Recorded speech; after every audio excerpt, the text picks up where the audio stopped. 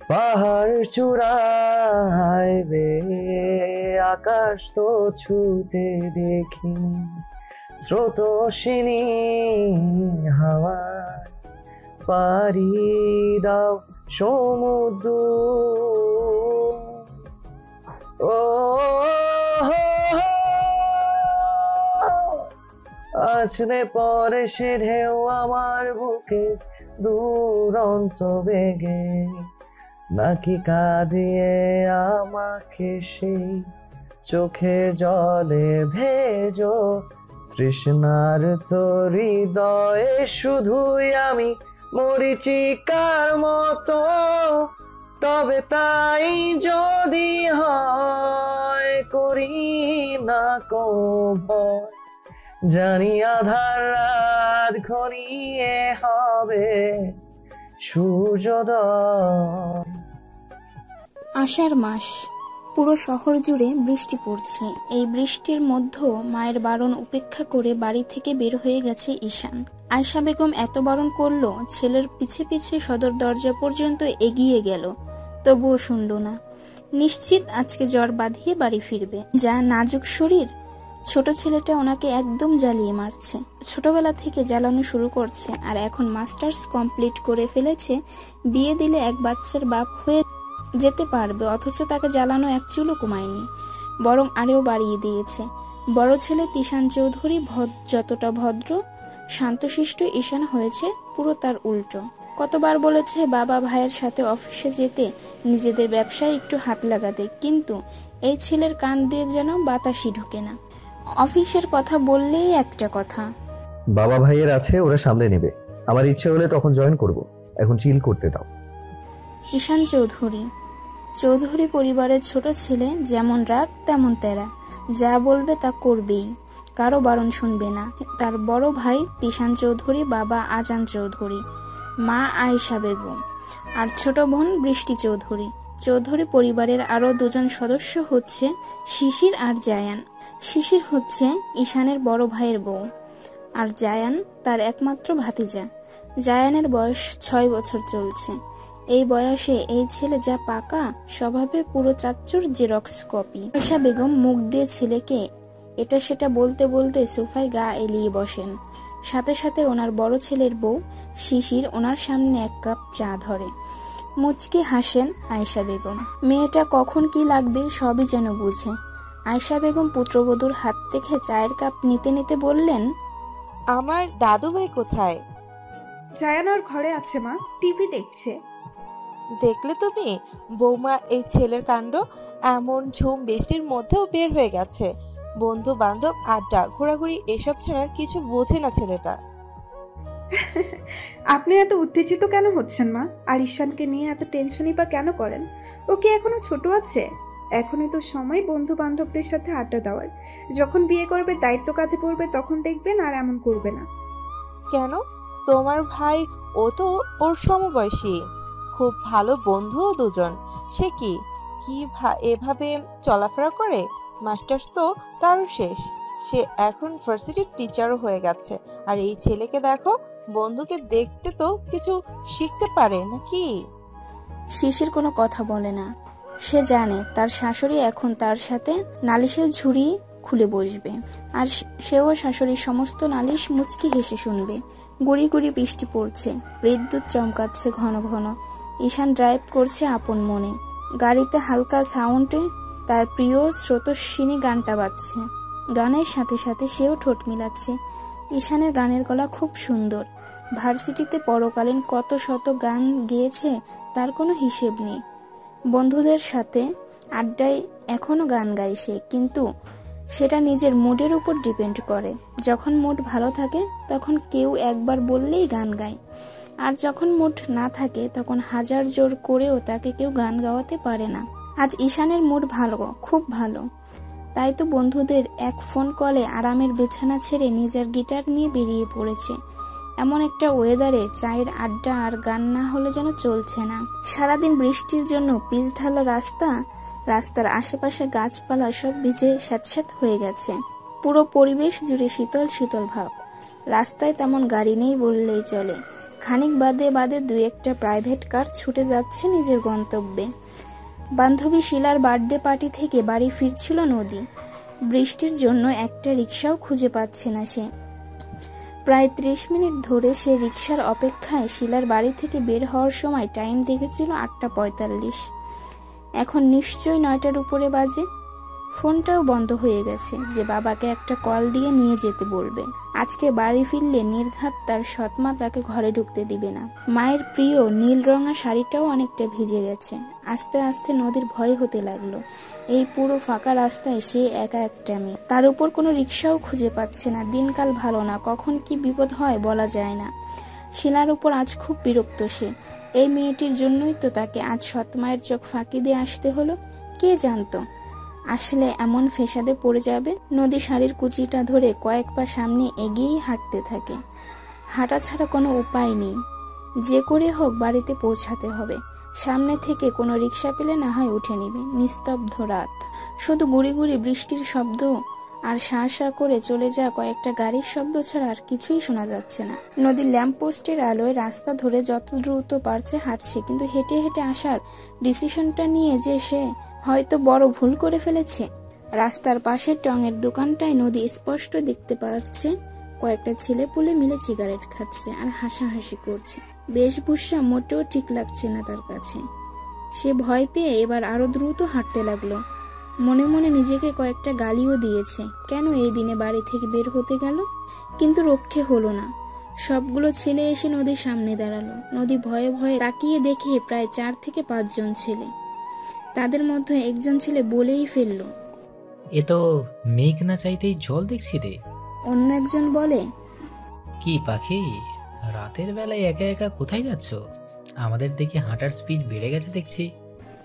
নদী কাপা স্বরে কিন্তু সাহস নিয়ে বলল, আমার পথ ছাড়ুন। ছেলেগুলো ছাড়ে না, বরং জোরে জোরে হাসতে থাকে। কয়েকজন ছেলে তো বারবার নদীর দিকে লোভাতুর দৃষ্টিতে তাকাচ্ছে।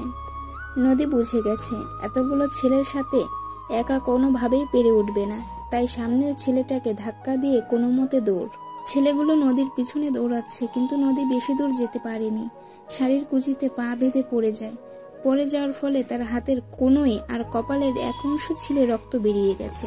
পায়েও বেশ চোট পেয়েছে, উপলব্ধি করতে পারছে। সেদিকে ভ্রুক্ষেপ না করে দ্রুত উঠে দাঁড়ায়। নিজের সম্মান হারানোর যন্ত্রণা থেকে এ ব্যথা যেন একেবারেই তুচ্ছ। সে ব্যাগ থেকে হতদন্ত হয়ে একটা ছুরিটা বের করে। কয়েক সেকেন্ডের মাঝে ছেলেগুলো তাকে চারপাশ থেকে ঘিরে ফেলে। বিশ্রীভাবে হাসছে সবাই। একজন ছেলে নদীর দিকে এগিয়ে এসে তার শাড়ির আঁচলে হাত দিতে যাবে, তখনই নদী হাতে থাকা ছুরিটা দিয়ে ছেলেটির হাতে আঁচড় কাটে। সাথে সাথেই ছেলেটি নিজের হাত ধরে চিৎকার করে ওঠে। অন্য একজন ছেলে আসলে নদীর তার হাতের তালুতে আঁচড় কাটে। বাকি ছেলেগুলো ক্ষিপ্ত হয়ে নদীর দিকে এগোলে নদী ছেলেগুলোর দিকে ছুরি তাক করে ধরে ঝাঁঝালো গলায় বলে, আর একজন আমার দিকে এগিয়ে আসলে তার হাত কেটে ফেলবো। হাতে ছুরি থাকায় ছেলেগুলো নদীর দিকে এগোতে কিছুটা ভয় পাচ্ছে। সেই সুযোগে নদী শাড়ির কুচি ধরে আবারও ছোট লাগায়। দূর থেকে একটা কালো রঙের প্রাইভেট কার দেখতে পাচ্ছে সে। নদী আর কোনো উপায় না পেয়ে হাত বাড়িয়ে সেই গাড়িটিকে থামানোর চেষ্টা করলো। ঘাড় ঘুরিয়ে একবার পিছনেও তাকায়। শয়তানগুলো বেশি দূরে নেই, যে কোনো সময় ধরে ফেলবে তাকে। আচমকা ঈশান গাড়ির সামনে কাউকে দাঁড়িয়ে থাকতে দেখে দ্রুত ব্রেক কষে। এভাবে কেউ গাড়ির সামনে আসে? সে সময় মতো ব্রেক না করলে কি হতো? রাগে সিট বেল্ট খুলে গাড়ি থেকে নেমে আসে ঈশান। কড়া গলায় কিছু বলতে যাবে, কিন্তু মেয়েটির মায়াবী মুখশ্রী দেখে থমকে যায়। বিস্ফোরিত নয়নে চেয়ে থাকে কিছুক্ষণ। গাড়ির সামনে লাইটের জন্য স্পষ্ট মেয়েটার চেহারা দেখতে পাচ্ছে না। অল্প বয়সী মেয়ে, গায়ের রং ধবধবে সাদা না হলেও মোটামুটি বলা চলে, কিন্তু চেহারাটা মায়াবী। সব থেকে বেশি মায়া যেন মেয়েটার টানা টানা চোখ দুটোতে। যে কেউ একবার তাকালেই মুগ্ধ হতে বাধ্য। কপালের কোনায় রক্ত জমাট বেঁধে আছে মেয়েটার। বৃষ্টির ছোট ছোট পানির কোনাগুলো পুরো চোখে মুখে লেপ্টে। মাথার চুলগুলোও বেশ লম্বা, একদম হাঁটু পর্যন্ত। পরনের শাড়িটাও ভিজে চুপচুপে হয়ে গায়ের সাথে লেপ্টে আছে, যার দরুন শরীরের গরম পুরোপুরি বোঝা যাচ্ছে। সেদিকে তাকিয়ে দৃষ্টি সরিয়ে নিল ঈশান। প্রথম দেখায় একটা মেয়েকে এতটা নিখুঁতভাবে দেখছে সে, ভাবতেই অবাক হলো। নদী কাতর কণ্ঠে হাঁপাতে হাঁপাতে বলল, আমাকে বাঁচান প্লিজ। ওরা আর কিছু বলার আগেই ছেলেগুলো সেখানে উপস্থিত হয়। নদী ভয় পেয়ে দ্রুত ঈশানের পিছনে গিয়ে তার শার্ট খামচে ধরে। মুহূর্তে বিষয়টা মাথায় খেলে যায় ঈশানের। ছেলেগুলোর দিকে তীক্ষ্ণ দৃষ্টিতে তাকালে তারা উল্টো ঘুরে দৌড় দেয়। ঈশান চৌধুরীকে কে না চেনে? বিশিষ্ট ব্যবসায়ী আজান চৌধুরীর ছোট ছেলে, তার তিশান চৌধুরীর একমাত্র ছোট ভাই। তাছাড়া এলাকায় অনেক ছেলেপুলেরা আছে ঈশানকে ভয় পায়। এই ছেলেগুলোর মধ্যে একজন ছেলে তো ঈশান চৌধুরীর হাতে বেধড়ক মার খেয়েছে, শুধুমাত্র তার বোনকে টিচ করেছিল বলে। প্রায় 1 সপ্তাহ হসপিটালে পড়েছিল, সেই ভয়েই ছেলেগুলো পালিয়েছে। ছেলেগুলো ঈশানকে দেখে পালিয়ে গেলে ঈশান নদীর দিকে ঘুরে। বৃষ্টির বেগ আস্তে আস্তে বাড়ছে। নদী অনেকক্ষণ যাবৎ বৃষ্টিতে ভেজার ফলে এখন থরথর করে কাঁপছে। ঈশানও ভিজে গেছে মুহূর্তের মধ্যে। সে চোখ ছোট ছোট করে নদীকে জিজ্ঞেস করলো, এই মেয়ে, এই বৃষ্টির রাতে একা একা রাস্তায় কি করছো তুমি? রাস্তাঘাটের পরিস্থিতি কেমন জানো না? নদী মিয়ে যা কণ্ঠে বলে, আসলে কোনো রিক্সা খুঁজে পাচ্ছিলাম না। এই বৃষ্টির দিনে কোন রিক্সা মামা তোমার জন্য রিক্সা সাজিয়ে অপেক্ষা করবে শুনি? নদী কিছু বলে না, চুপচাপ মাথা নুয়ে দাঁড়িয়ে থাকে। ঈশান আবারও বলে, বাড়ি কোথায় তোমার? চলো আমি পৌঁছে দিচ্ছি। নদী যায় না, আগের জায়গায় মাথা নিচু করে ঠায় দাঁড়িয়ে থাকে। আসলে সে যেতে সংকোচ বোধ করছে। ঈশান গাড়ির দিকে অনেকটা এগিয়ে গিয়েছিল। মেয়েটিকে আসতে না দেখে ছোট করে নিঃশ্বাস ফেলে বলল, আমাকে বিশ্বাস করতে পারো, আমি ওদের মতন নই, তোমাকে সেফলি বাড়ি পৌঁছে দেবো, প্রমিস। নদী পিট পিট চোখে ঈশানের দিকে তাকায়। ফর্সা গরনে খুবই সুদর্শন দেখতে লোকটি তার দিকেই তাকিয়ে আছে। নদী ইতস্ত বোধ করতে করতে গাড়ির দিকে এগিয়ে যায়। এই লোকটি এখন শেষ ভরসা।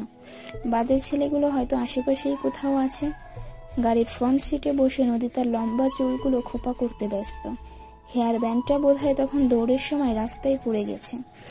ঈশান ড্রাইভ করার ফাঁকে কয়েকবার নদীর দিকে তাকিয়েছে। বার দুয়েক চোখে চোখও পড়েছে তাদের। কি আশ্চর্য, মেয়েটির দিকে বারবার কেন চোখ চলে যাচ্ছে তার? নদীর কাছে লোকটার চাহনি ওই লোকগুলোর মতো খারাপ মনে হচ্ছে না, কিন্তু তবুও সে অস্বস্তি বোধ করছে। ঈশান বুঝতে পেরে তার সাথে সহজ হওয়ার জন্য বলল, তোমার নামটা কি জানতে পারি? নদী নিচু স্বরে বলল, নদী। ঈশান বারংবার নিজের ঠোঁটে নামটি আওলায়। নদ নদী মানে স্রোতস্বিনী। আচ্ছা, আমি স্রোতস্বিনী। তোমার বাড়ির রাস্তা কোন দিকে? নামটি শুনে নদী চকিত ঈশানের দিকে তাকায়। চোখে পানি জমাট বেঁধে গেছে। পাপড়ি ফেললেই গাল বেয়ে গড়িয়ে পড়বে। কত বছর পর এই নামটি ধরে কেউ ডেকেছে তাকে। মা ছাড়া স্রোতস্বিনী নামে আর কেউ ডাকতো না তাকে। মূলত স্রোতস্বিনী তার নাম ছিল, মা রেখেছিল, কিন্তু সবার কাছে নাকি নামটা কঠিন লাগতো, যার জন্য বাবা স্রোতস্বিনী পরিবর্তে নদী বলে ডাকতো। মা মারা যাওয়ার পর নামটি হারিয়ে গেছে। নদী মানে সে সবার কাছে পরিচিত হয়ে ওঠে। কিন্তু এত বছর পর আবারও কারোর মুখ থেকে নামটি শুনে মায়ের কথা মনে পড়ে গেল নদীর। সে কোনো মতে নিজের আবেগ সামলিয়ে ঈশানকে বাড়ির রাস্তা দেখিয়ে দিল। ঈশান সেদিকে ড্রাইভ করতে করতে মুচকি হাসে। সামনের দিকে তাকিয়ে আলতো গলায় গেয়ে ওঠে, পাহাড় চূড়ায় বেয়ে আকাশ তো ছুটে দেখি, স্রোতস্বিনী হাওয়া পারি দাও সমুদ্র। ও আছড়ে পরে সে ঢেউ আমার বুকে দুরন্ত বেগে, নাকি কাঁদিয়ে আমাকে সে চোখের জলে ভেজো।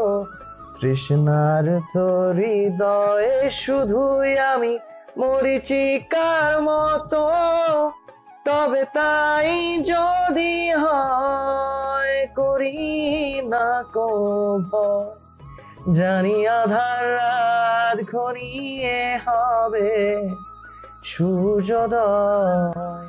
নদী অবাক হয়, লোকটার গানের গলা এত সুন্দর। নদী বাড়িতে পা ফেলার সাথে সাথে তার সৎমা শিউলি বেগম চিল্লিয়ে উঠল, এসেছে নবাবজাদি, বাড়ি এলি কেন? বাইরেই থাকতে। তোর বাপ তো অনুমতি দিয়েই ফেলেছে বাড়ির বাইরে থাকার, তাই তো আমার চোখ ফাঁকি দিয়ে এভাবে সেজে গুজে বেরিয়ে গেছিস। রূপ তো আল্লাহ কম দেয়নি, তা এই রূপ দিয়ে কয়জনকে পটিয়ে এলি আজ? নদী জানতো বাড়িতে এলে তাকে এভাবে কথা শুনতে হবে। সে আর পাত্তা দিল না। এমন কথা সে প্রায়ই শুনে। নতুন কি? নদী মাথার চুলগুলো খোপা করতে করতে নিজের রুমের দিকে এগোতে লাগলো। মুখটা কেমন তেতো তেতো লাগছে, শরীরটাও গরম, মনে হচ্ছে জ্বর এসে পড়েছে, গলাটাও ব্যথা করছে। একটু গরম চা খেতে পেলে হয়তো ভালো লাগতো, কিন্তু তার আগে ভেজা কাপড় ছাড়তে হবে। নদী নিজেকে কথায় পাত্তা দিতে না দেখে শিউলি বেগম আরো ফুঁসে উঠলেন। তিনি দাঁত কটমট করে রান্নাঘরের দিকে যেতে যেতে বললেন, হ্যাঁ, পাত্তা দিবি কেন আমার কথা? আমি তো সৎ মা। নিজের মা হতাম তাহলে ঠিকই শুনতি। কতবার লোকটাকে বললাম মেয়েটার জন্য ভালো ভালো ঘর থেকে সম্বন্ধ আসছে, বিয়ে দিয়ে দেই, কিন্তু না, উনি বিয়ে দেবে না। মেয়ে এখন বিয়ে করতে রাজি না, যখন রাজি হবে তখন দিবে। আমি ওনার মেয়েকে সহ্য করতে পারি না বলে নাকি দ্রুত বাড়ি থেকে বিদায় করতে চাইছি।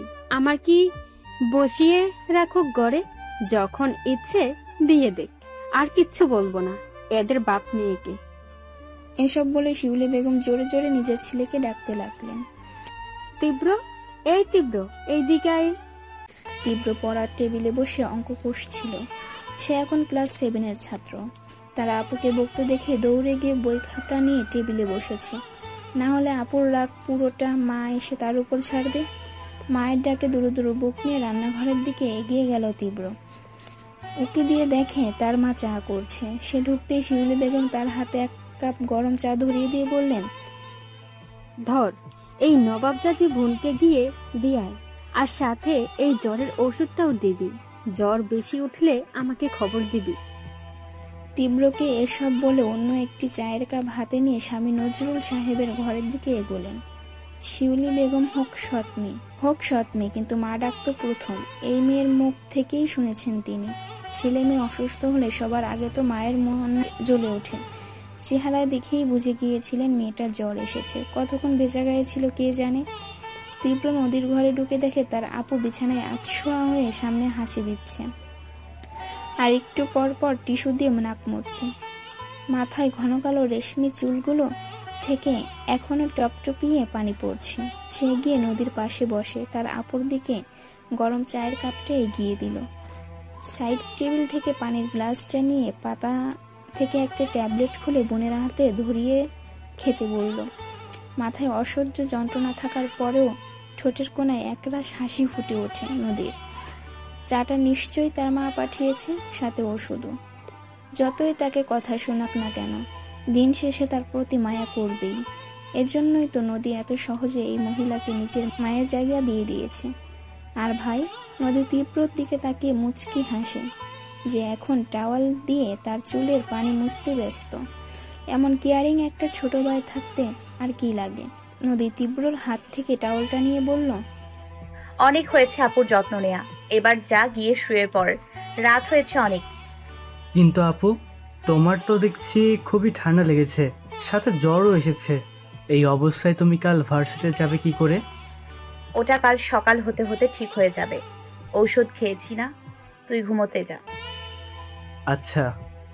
আর শোন, বাবাকে বা মাকে জ্বরের ব্যাপারে কিছু বলিস না। ঠিক আছে আপু, বেশি খারাপ লাগলে আমাকে ডেকো, আমি তো তোমার পাশের ঘরেই। নদী মুচকি হেসে বলে, আচ্ছা, ডাকবো। তীব্র ঘরের লাইট নিভিয়ে চলে গেল। ঈশান নদীকে তার বাড়ির রাস্তায় ড্রপ করে দিয়ে আবার বাড়ির দিকে রওনা দিল। মেয়েটার জন্য সে অনেকটা ভিজে গেছে, বার 2 হাঁচিও দিয়ে ফেলেছে, নাকের ডগা লাল হয়ে গেছে। এখন বন্ধুদের কাছে গেলে এই ভেজা কাপড়েই থাকতে হবে, যার দরুন জ্বর তার শরীরে বাসা বাঁধতে দুবারও ভাববে না। ঈশানকে ভেজা শরীরে বাড়িতে ঢুকতে দেখে আয়েশা বেগম চেঁচামেচি শুরু করলেন, ভিজেছিস কেন? যদি জ্বর বাঁধে, ঠান্ডা লাগে। আয়েশা বেগমের বলার মাঝে ঈশান লাগাও তার কয়েকটা হাঁচি দিয়ে দিল। ছেলের হাঁচি দেখে দমে যান আয়েশা বেগম। এই আঁচল দিয়ে মাথা মুছে দিচ্ছে তো এই কপাল হাত রেখে টেম্পারেচার চেক করছে। উফ মা, আমি ঠিক আছি বলে ঈশান ধপধপ পা ফেলে উপরে নিজের রুমে চলে গেল। হ্যাঁ, কেমন ঠিক আছিস তা তো দেখতেই পাচ্ছি। হাঁচির উপর হাঁচি দিচ্ছিস, চোখ মুখ লাল করে ফেলছিস এই জ্বর এলো বলে। এসব বলে চেঁচাতে চেঁচাতে আয়েশা বেগম রান্নাঘরের দিকে ছুটলেন। এক্ষুনি নিজের জাদুর হলুদ মিশ্রিত দুধটা নিয়ে আসবেন। ঈশান ফ্রেশ হয়ে এসে বিছানায় শটান হয়ে শুয়ে পড়ে। চোখ বন্ধ করতেই চোখের সামনে মেয়েটার ভীত মুখশ্রী ভেসে ওঠে। ঈশান ফট করে চোখ খুলে তাকায়। কি হচ্ছে এসব? এসে থেকে শুধু মেয়েটাকে নিয়েই ভাবছে সে।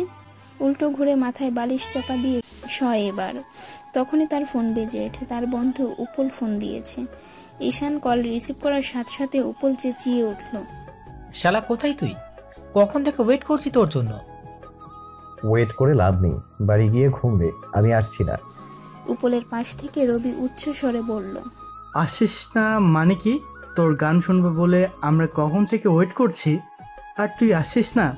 এটা কোনো কথা হলো? এটাই কথা। উপল বলল, তুই আসবি না শুনে বিশালও চলে যাচ্ছে। সে তো আবার তার জিগারের দোস্ত ঈশান চৌধুরী ছাড়া কাউকেই চেনে না। এখন বলতো আমরাও চলে যাই? ঠোঁটের প্রশস্ত হাসি ঝুলিয়ে ঈশান বলল, ওকে ওকে, থাক তোরা। ওকে, ও থাকতে বল, আসছি আমি। ঈশান খাট থেকে দ্রুত নেমে ওয়ালেটটা পকেটে ঢোকায়। মোবাইল হাতে নিয়ে গেঞ্জি আর ট্রাউজার পরে ঘর থেকে বের হয়ে যায়। গিটার গাড়িতেই আছে, তখন আর বের করা হয়নি। আয়েশা বেগম ছেলের ঘরের দিকে যেতে গিয়ে দেখেন ঈশান হন্তদন্ত হয়ে বেরিয়ে যাচ্ছে। এ কি আবার কোথায় যাচ্ছিস? ঈশান টুপ করে তার মায়ের গালে একটা চুমু দিয়ে বের হয়ে যেতে যেতে বলে, এসে পড়বো জলদি। আয়েশা বেগম কিছুক্ষণ বোকার মতো চেয়ে থাকে ছেলের যাওয়ার দিকে। তারপর হাতের গ্লাসটা সাইড টেবিলের উপর ধারাম করে রেখে ছেলেকে বকতে বকতে চলে যান নিজের ঘরে। হতচ্ছাড়া কোথাকার! শিশির রান্নাঘরে কাজ শেষ করে রুমে এসে দেখে বাবা ছেলে মিলে মোবাইলে কি যেন দেখছে। সে না দেখার মতন করে বিছানার অপর পাশ হয়ে শুয়ে পড়ে। তিশান আর শিশির একই ক্লাসে একই ভার্সিটিতে পড়তো। শিশির তিশানের থেকে কেবল 1 বছরের ছোট। প্রথম দিকে তাদের মধ্যে খুব ভালো বন্ধুত্ব ছিল। ধীরে ধীরে সেই বন্ধুত্ব ভালোবাসায় রূপ নেয়। 3 বছরের রিলেশনের পর ভালোবেসে বিয়ে হয় তাদের। তিশান শিশিরের দিকে একবার তাকিয়ে জায়ানকে বলল, জায়ান, বাবা অনেক রাত হয়েছে, এখন নিজের রুমে গিয়ে ঘুমিয়ে পড়ো, আমরা বাকিটুকু কালকে দেখে নেব। জায়ান আরো 3 মাস আগে থেকে মা বাবার সাথে থাকে না। বাবাকে বলে নিজের জন্য একটা ছোট রুম করে নিয়েছে। সে তার পছন্দ মতো রুমটাকে সাজিয়েছে, সেখানেই ঘুমায়। জায়ান বাবার কথা শুনে ভদ্র ছেলের মতো নিজের রুমে দিকে চলে যায়।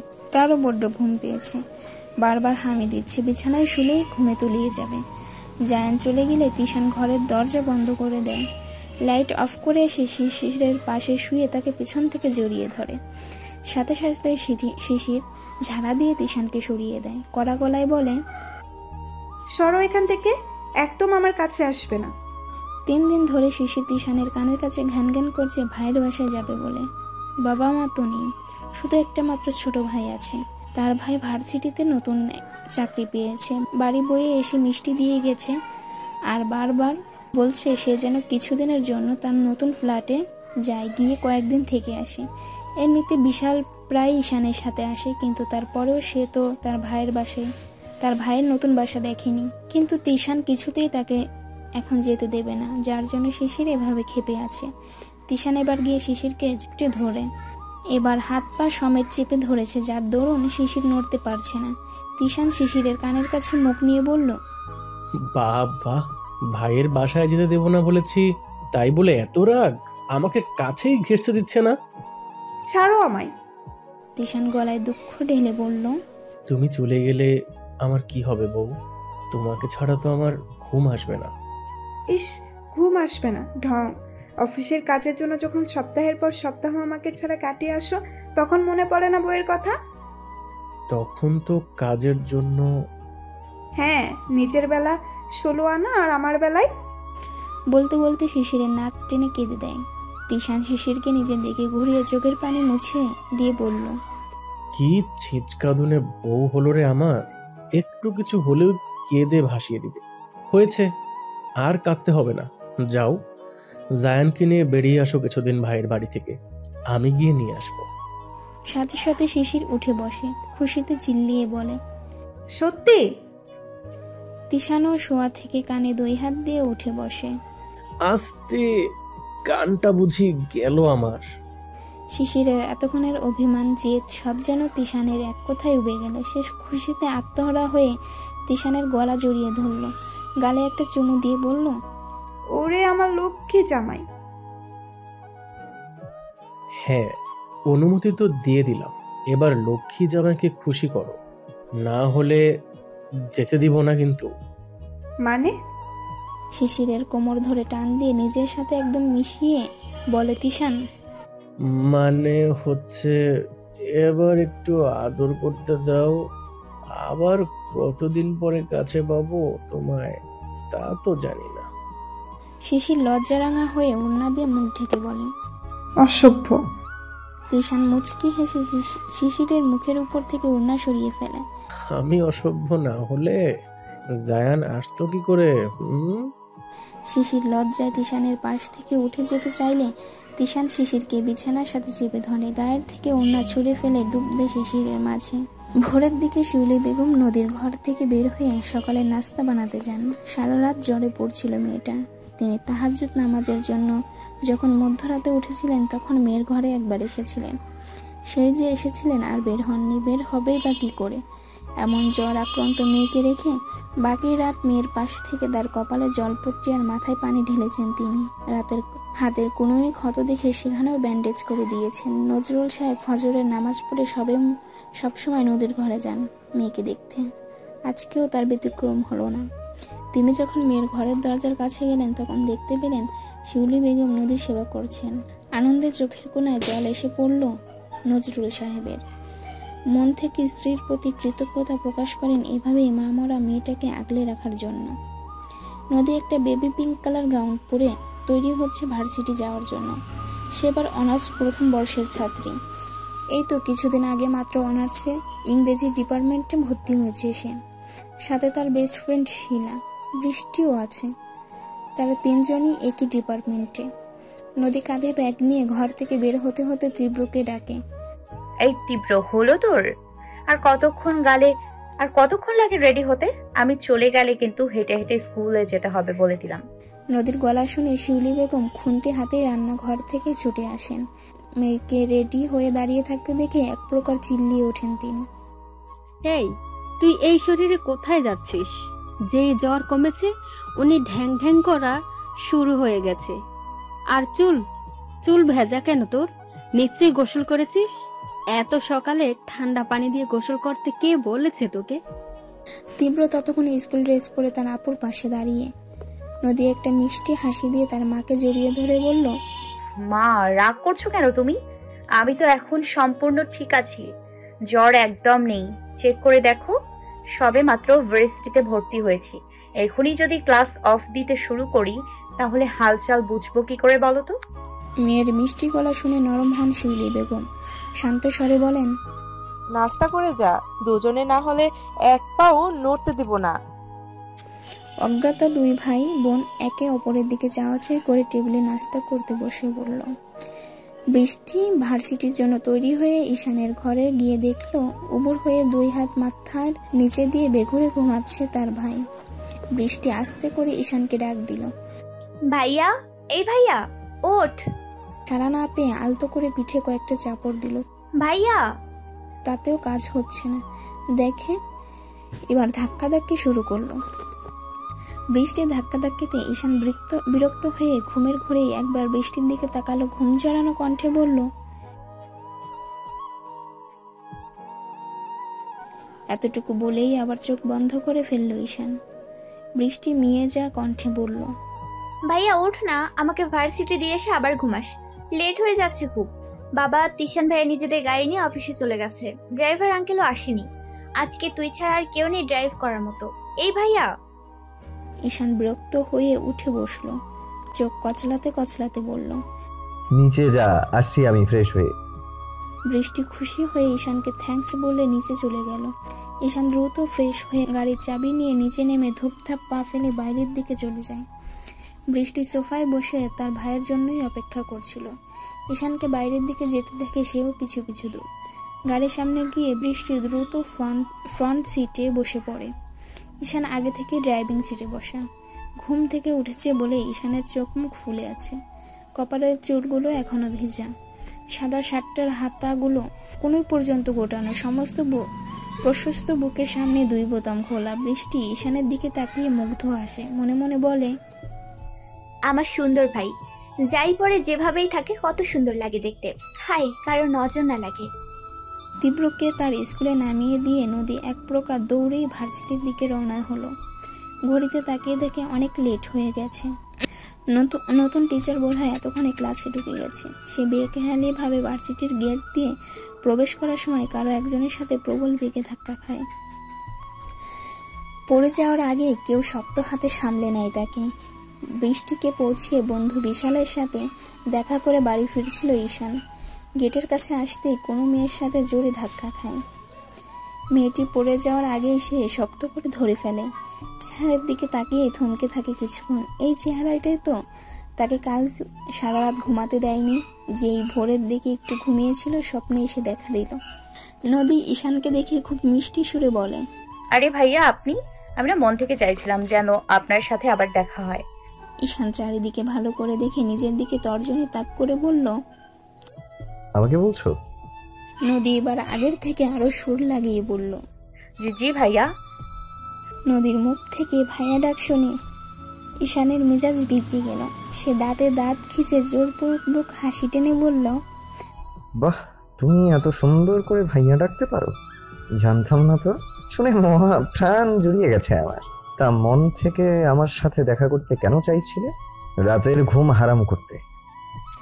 নদী সুন্দর একটা হাসি দিয়ে বলল, আসলে কালকে আপনাকে ধন্যবাদ দেওয়া হয়নি তো, তাই আপনাকে অনেক অনেক ধন্যবাদ ভাইয়া, কাল রাতে আমাকে হেল্প করার জন্য। আবার ভাইয়া? ঈশান এবার ধমকে ওঠে, এই মেয়ে, এই কে তোমার ভাইয়া? হ্যাঁ, কে? আমি তোমার কোন জন্মের ভাইয়া? আমাকে কোন অ্যাঙ্গেলে তোমার ভাইয়া মনে হয়? এমন মিষ্টি সুরে ভাইয়া তো আমার রক্তের বোনও আমাকে কোনোদিনও ডাকেনি। আরেকবার ভাইয়া ডাকলে থাপ্পড় মেরে দাঁত ভেঙে দেব। নদী ঈশানের ধমকে দুপা পিছিয়ে যায়। হঠাৎ এমন বজ্রপাতের মতো ধমকের জন্য মোটেও প্রস্তুত ছিল না সে। নদীকে দুপা পিছিয়ে যেতে দেখে ঈশানও দুপা ফেলে নদীর দিকে অগ্রসর হয়। পকেটে 2 হাত রেখে তার দিকে ঝুঁকে ঠান্ডা ভয়েসে বলে, আমি ঈশান চৌধুরী। তুমি নির্দ্বিধায় আমাকে ঈশান বলে ডাকতে পারো, স্রোতস্বিনী। নদীর চোখগুলো গোল গোল করে ঈশানের দিকে তাকিয়ে আছে। সে বুঝতে পারছে না হঠাৎ করে এই লোকটা এমন করছে কেন। কালকে তো খুবই ভদ্র মনে হয়েছিল। আমি মোটেও ভদ্র নই, মিস স্রোতস্বিনী। নদী অবাক হয়, মনে মনে বলে, মনের কথাও বোঝে নাকি এই লোক? ঈশান স্মিথ হেসে বলে, বুঝি, তবে সবারটা নয়, শুধুমাত্র তোমারটা। আমি তোমার মন পড়তে শুরু করে দিয়েছি স্রোতস্বিনী।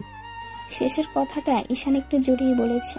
নদী কপাল কুঁচকায়, বিরক্ত সুরে বলে, এসব কি অসভ্যের মতন কথা বলছেন আপনি? সরুন সামনে থেকে, আমার ক্লাসের দেরি হয়ে যাচ্ছে। ঈশান পিছু ডেকে চিল্লিয়ে বলল, মনে ধরেছে তোমায় আমার, ভালো লাগতে শুরু করেছে। এত সহজে ছাড়ছি না। ঈশান চৌধুরীর মন কেড়েছো তুমি, যেটা আজ পর্যন্ত কেউ পারেনি। ঈশানের জোর গলা শুনে নদী পিছন ফিরে আশেপাশে তাকিয়ে ভার্সিটির দারোয়ানকে দেখে লজ্জায় পড়ে যায়। এতক্ষণ আস্তে কথা বলছিল বেধায় কেউ শুনেনি। তাছাড়া গেটের কাছে কোনো স্টুডেন্ট ছিল না, সবাই হয়তো ক্লাসে, কিন্তু এখন এত জোরে চিল্লিয়ে বলেছে যে সে আশেপাশের কয়েকজন উৎসুক হয়ে তাদের দিকেই তাকিয়ে আছে। নদীর আগে দৃষ্টিতে ঈশানের দিকে তাকিয়ে বলল, আপনি এত অসভ্য হবেন আমি ভাবতেও পারিনি। ঈশান ভাবলেশহীন ভাবে বলল, তো এখন ভেবে নাও। নদীর আগে গটগট করে ক্লাসের দিকে যেতে যেতে বলল, অসভ্য। অনার্স ফার্স্ট ইয়ারের প্রথম ক্লাস আজকে বিশাল নিচ্ছে। স্বল্পভাষী, স্মার্ট, মার্জিত বিশাল স্যারের ক্লাস করতে সব স্টুডেন্টরাই আগ্রহী। এটা নিয়ে বিশালের 3য় ক্লাস ফার্স্ট ইয়ারদের সাথে। বিশাল হেঁটে হেঁটে খুব সাবলীল ভাষায় স্টুডেন্টের পড়াচ্ছে। বেশিরভাগ মেয়েদের পাঠের থেকে বেশি মনোযোগ বিশালের উপর। অনেকে আবার মনোযোগ দিয়ে পড়া হচ্ছে। শিলা আর বৃষ্টি এক বেঞ্চে বসেছে। শিলা একটু পরপর দরজার দিকে তাকিয়ে দেখছে নদী আসছে কিনা। স্যার ক্লাসে ঢুকেছে, 5 মিনিট হয়ে গেছে, মেয়েটা এখনো এলো না।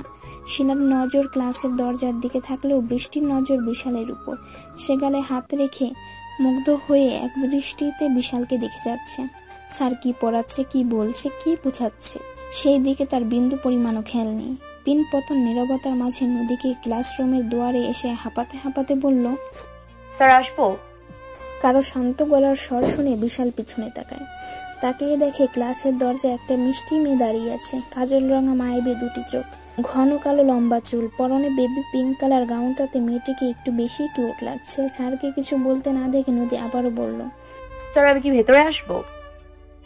বিশাল একটু নড়ে চড়ে ওঠে, দুহাত বুকে গুজে আয়েশ করে দাঁড়িয়ে বলে, কেন? বিশাল আবার বলে, এত লেট করে এসেছো কেন? ক্লাস কয়টায় শুরু হয় জানো না? নদী নিচু গলায় বলল। স্যার আসলে। বিশাল হাত উঁচু করে থামিয়ে ধারালো কণ্ঠে বলে, আমি কোনো এক্সকিউজ শুনতে চাই না। আজ প্রথম দিন বলে ঢুকতে দিচ্ছি, নেক্সট টাইম কিন্তু আর আমি ঢুকতে দিব না। মাথায় ঢুকছে কথা? আমার ক্লাসে লেট করে আসা আমি একদম পছন্দ করি না।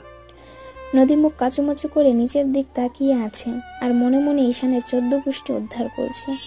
ওই লোকটার জন্যই তো তার এতটা লেট হয়েছে, না হলে আরো কম হতো। বজ্জাত লোক। নদীকে মাথা নিচু করে দাঁড়িয়ে থাকতে দেখে বিশাল তাকে ভিতরে ঢুকতে বলে, আবার পড়ানোতে মনোযোগ দেয়। নদী ইতস্ত করতে করতে ক্লাসরুমে ঢুকে পড়ে।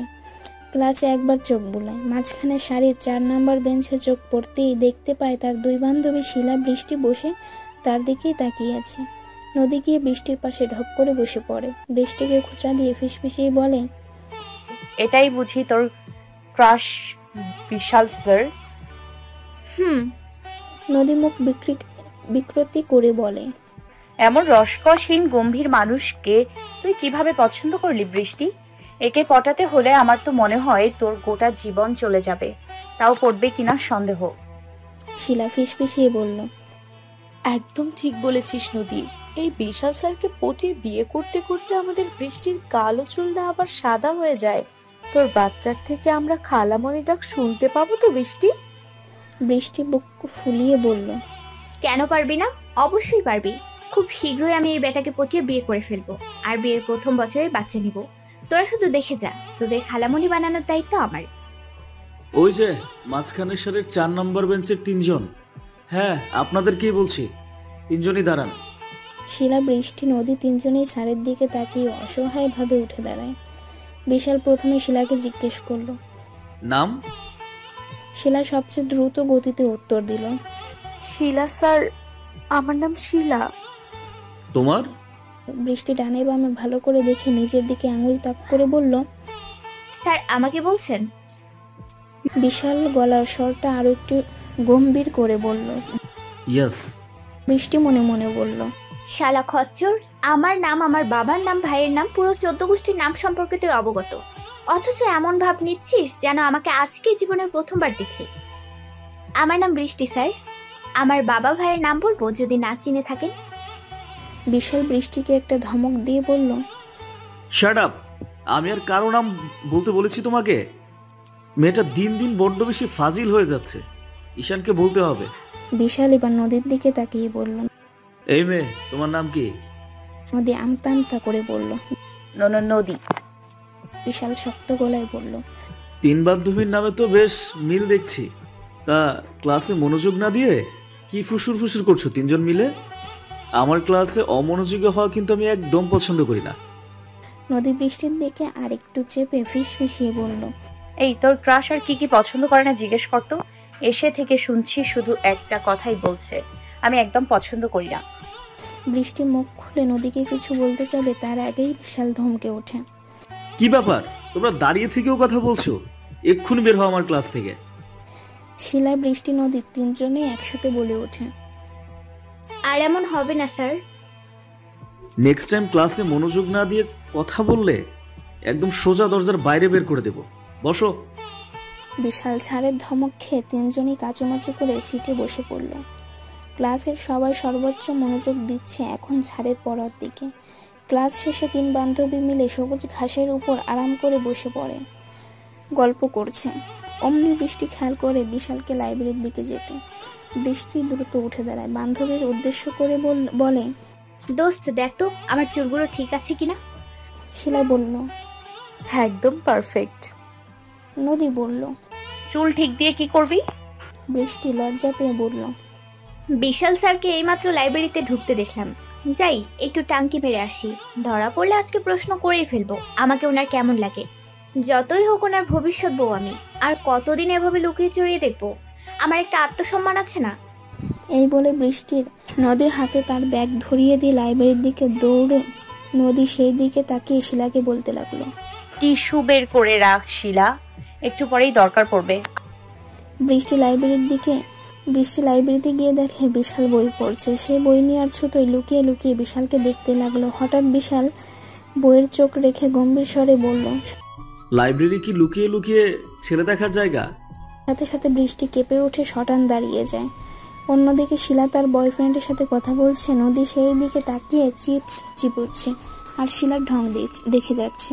মেয়েটা পারেও। এটা শিলার 5 নম্বর বয়ফ্রেন্ড। আগের 4টি বয়ফ্রেন্ডের সাথে সে নিজেই ব্রেকআপ করেছে। তার কোনো বয়ফ্রেন্ডের সাথে 4 মাসের বেশি রিলেশন টিকেনি, কিন্তু এটার সাথে কি করে যেন 6 মাস হয়ে গেছে। কবে না কবে এর সাথে ব্রেকআপ হয়ে যায়। শিলা নদীর থেকে একটা চিপস নিয়ে খেতে খেতে তার বয়ফ্রেন্ডকে বলছে, হ্যালো মনা, কি করো? খাইছো? এ মা, এখনো খাওনি? আহারে আমার বাবুটা অসুস্থ হয়ে যাবে তো।